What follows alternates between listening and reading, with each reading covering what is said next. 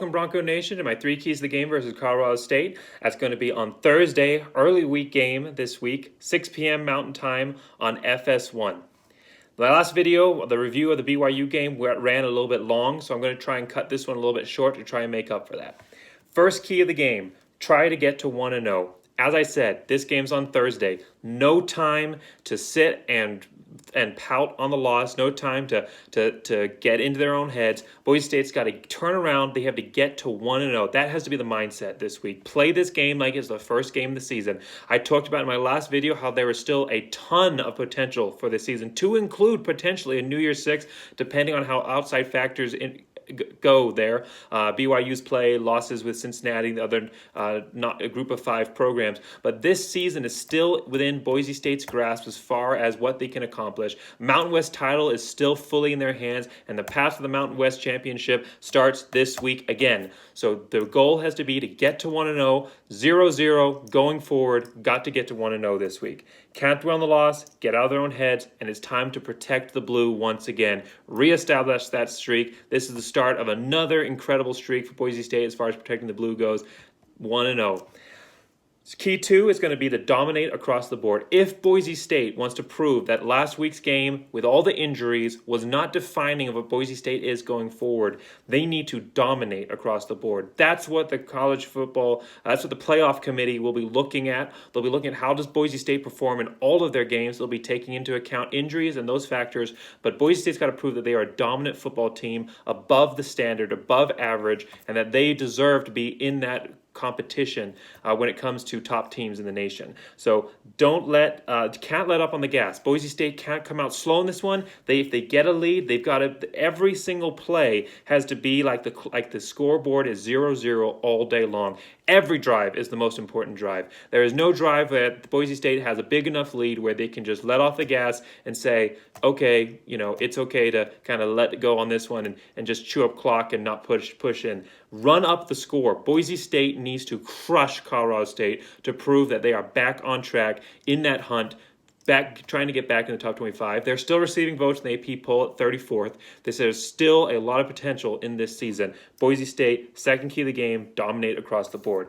Third key of the game, the first 2 keys are kind of more generic. This one's very much more specific. Other wide receivers need to step up. The third key is other wide receivers need to step up. So far this season, the top 2 receivers are Shakir and Thomas. Shakir has 23 catches for 352 yards, 4 touchdowns. Thomas has 7 catches for 153 yards and 2 touchdowns, being more of a deep threat. But after that, the other 2 receivers, top 2 receivers on the team, are tight ends with Bates and Smith with 12 and 6 receptions each. The only other receiver with more than 4 receptions on the entire Boise State roster is Octavius Evans with 4 receptions for 53 yards. Boise State has thrown the ball to 9 players, yet they've only had 4 wide receivers catch passes. Now, with the tight ends being involved and Halani being involved and all the 3 that I mentioned, Octavius Evans, Shakir, and Thomas, being ready for the game and active, that's not as big a deal. But Boise State has been hobbled by injuries. We're not sure yet. As far as when I'm making this video, I don't know what the injury reports are, and Boise State's very close to their chest. We may not know what their injury reports are or who's going to be able to play until game day, and that's kind of how Boise State plays it. So as of right now, as far as the passing game goes, we have George Halani, running back. I know, but I do consider him part of the passing game with his receiving abilities and his maneuverability. George Halani's out as of right now. He didn't play in the BYU game.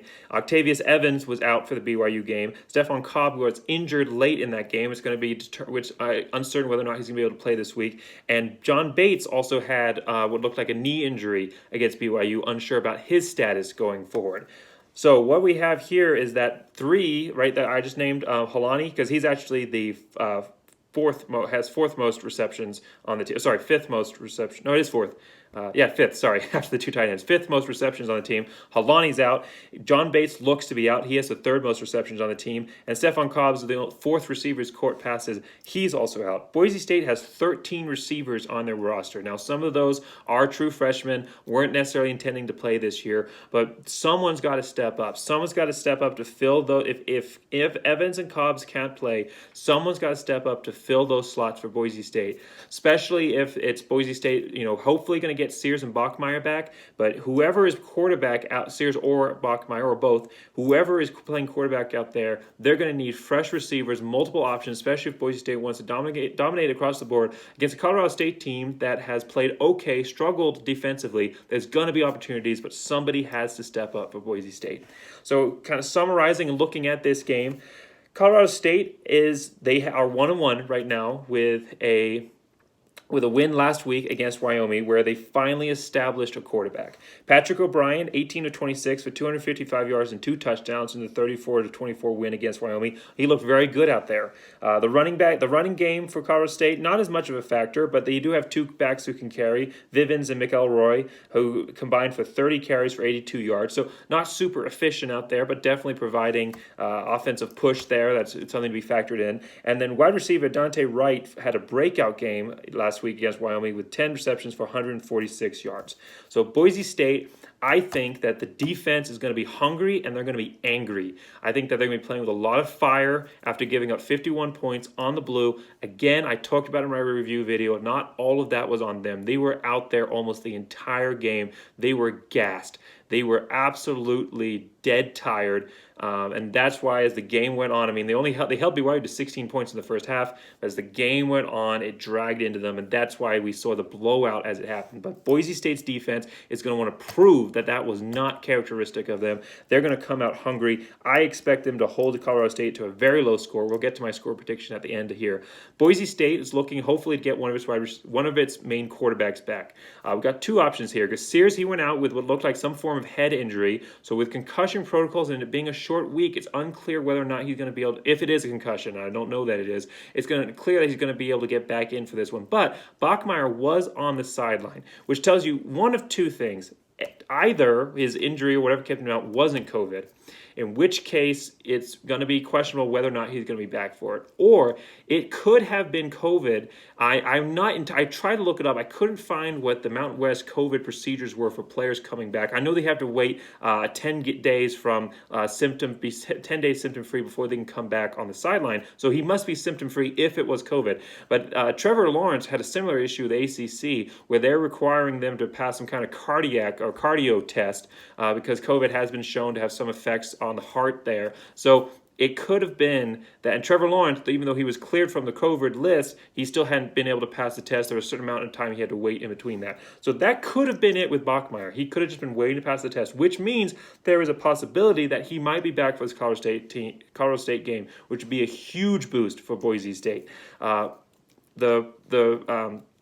Huge boost for Boise State, and especially if Boise State can get Halani back. This could be a very big comeback game for Boise State to really show what they have. Even if Halani isn't back, as long as Sears or Bachmeier are out there, this should be a very good game. So it's going to be a lot of questions are going to be asked throughout the week here. A lot of things are going to be up in the air, but hopefully Boise State's going to get one of their 2-star quarterbacks back. If that is the case, if Boise State does get one of their 2-star quarterbacks back, this is my score prediction.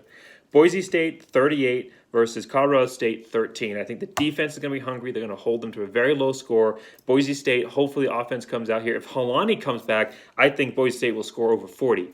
But without Halani there, Boise State really doesn't have a reliable running back game. Van Buren's doing the best he can, but he doesn't have the same skill set as Halani does. So without Halani there, it's going to be a lot on the passing game with a couple of bursts here and there with the run game. So probably a score of about 38, but a 38-13 score would still be a very good score, a very fine score for Boise State coming back from the loss last week against BYU. So hopefully Boise State comes out there. We're going to be watching on Thursday that they come out and they show the college football world that last week is not characteristic of what a Boise State football team can do. If you want to watch that, if you want to root on that game, you don't have any watch capability necessarily, but if you want to root on that game with over 8,000 other Boise State fans, make sure that you join the Bronco Nation's updates page. And if you like these videos, make sure that you like and subscribe so that you can get more Boise State related content into your weekly video watching habits there. So thank you for watching this video. Going to be a great game Thursday again. Boise State versus Colorado State, 6 p.m. Mountain Time Thursday. FS1, Key 1, try to get to 1-0. Dominate across the board. Other wide receivers need to step up. I think that this is going to be a great game for Boise State coming back from last week. All right, thanks for watching this video. Go Big Blue!